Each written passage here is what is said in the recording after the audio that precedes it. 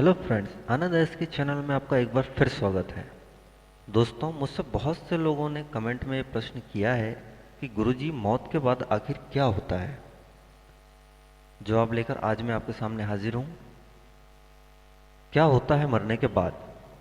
सामान्य व्यक्ति जैसे ही शरीर छोड़ता है, सर्वप्रथम तो उसकी आंखों के सामने गहरा अंधेरा छा जाता है, जहां उसे कुछ भी अनुभव नहीं होता। कुछ समय तक कुछ आवाजें सुनाई जरूर देती हैं, कुछ दृश्य दिखाई देते हैं जैसा कि स्वप्न में होता है, और फिर धीरे धीरे वह गहरी सुसुप्ति में खो जाता है, जैसे कोई कोमा में चला जाए। गहरी सुसुप्तों में कुछ लोग अनंत काल के लिए खो जाते हैं, तो कुछ इस अवस्था में ही किसी दूसरे गर्भ में जन्म ले लेते हैं। प्रकृति उनके भाव, विचार और जागरण की अवस्था अनुसार गर्भ उपलब्ध करा देती है। जिसकी जैसी योग्यता वैसा गर्भ, या जिसकी जैसी गति वैसी सुगति या दुर्गति। गति का संबंध मति से होता है, सुमति तो सुगति।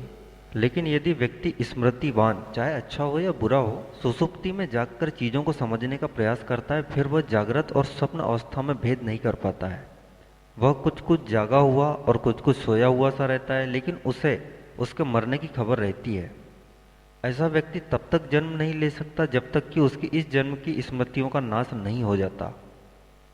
कुछ अपवाद स्वरूप जन्म ले लेते हैं जिन्हें पूर्व जन्म का ज्ञान होता है, लेकिन जो व्यक्ति बहुत ही ज्यादा स्मृतिवान, जागृत या ध्यानी है, उसके लिए दूसरे जन्म लेने में कठिनाइयां खड़ी हो जाती हैं, क्योंकि प्राकृतिक प्रोसेस के अनुसार दूसरे जन्म के लिए बेहोश और स्मृतिहीन रहना जरूरी है।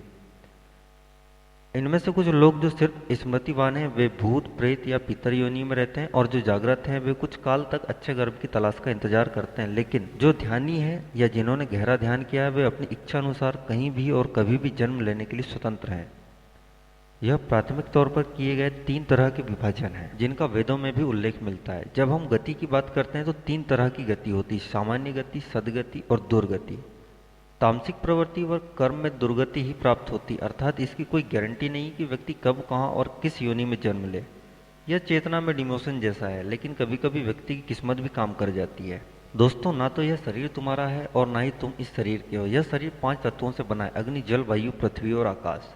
एक दिन यह शरीर इन्हीं 5 तत्वों में विलीन हो जाएगा, ऐसा भगवान श्री कृष्ण ने गीता में बताया। जब शरीर छूटता है तो व्यक्ति के साथ क्या होता है, यह सवाल सदियों पुराना है। इस संबंध में जनमानस के चित्त पर रहस्य का पर्दा आज भी कायम है, जबकि इसका हल खोज लिया गया है। फिर भी यह बात विज्ञान सम्मत नहीं मानी जाती, क्योंकि यह धर्म का विषय है। मुख्यतः 3 शरीर होते हैं: सूक्ष्म, स्थूल और कारण। व्यक्ति जब मरता है तो स्थूल शरीर छोड़कर पूर्णतः सूक्ष्म में ही विराजमान हो जाता है। सूक्ष्म शरीर के विस्मृत होने के बाद व्यक्ति दूसरा शरीर धारण कर लेता है, लेकिन कारण शरीर बीज रूप है, जो अनंत जन्मों तक हमारे साथ रहता है। व्यक्ति रोज मरता है और रोज पैदा होता है, लेकिन इसे इस बात का आभास नहीं होता। प्रतिपल व्यक्ति जागृत, स्वप्न और फिर सुसुप्ति अवस्था में जीता है। मरने के बाद क्या होता है, यह जानने के लिए सर्वप्रथम व्यक्ति के चित्त की अवस्था जानना जरूरी है। यह कहना चाहिए कि आत्मा के ऊपर छाई भाव, विचार, पदार्थ और इंद्रियों के अनुभव की धुंध का जानना जरूरी है।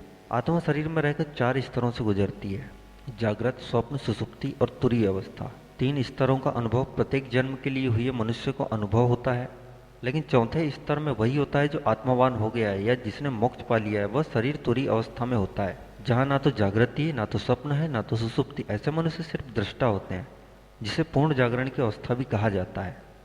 प्रथम 3 अवस्थाओं कई स्तर हैं। कोई जागृत रहकर भी स्वप्न जैसा जीवन जीता है, जैसे ख्याली राम कल्पना, कल्पना में ही जीने वाला।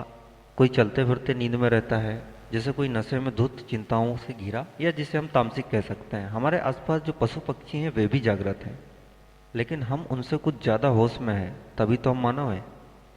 जब होश का स्तर गिरता है तब हम पशुवत हो जाते हैं। कहते हैं कि नशे में व्यक्ति जानवर बन जाता है।